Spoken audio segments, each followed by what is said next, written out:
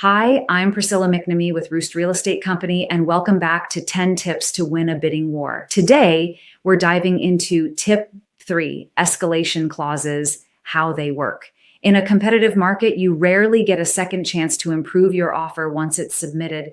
That's where escalation clauses can give you an edge, keeping you competitive automatically without forcing you to guess blindly at what others are offering. An escalation clause tells the seller, I'll beat the highest offer you receive up to a certain point. Here's an example. You offer $300,000 on a home with an escalation clause that increases your offer by $2,000 over any competing offer up to $315,000. If the seller gets another offer at $305,000, your offer automatically rises to $307,000.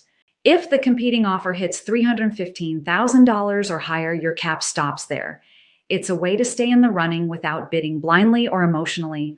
Escalation clauses are powerful because they combine clarity and control.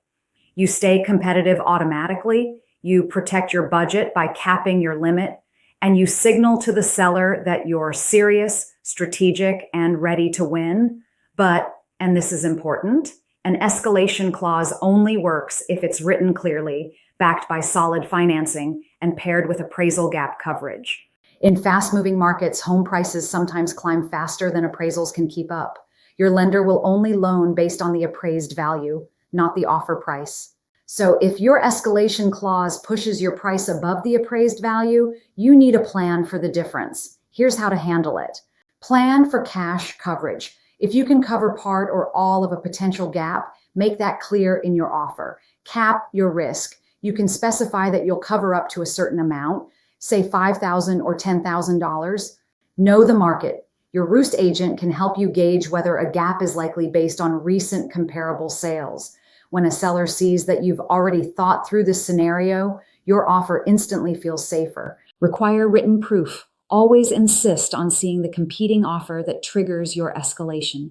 Make the increment meaningful. A $500 bump may not sway anyone, but $1,000 to $2,500 usually gets attention. Keep it clean. Avoid complicated language or multiple conditions. Simplicity builds trust.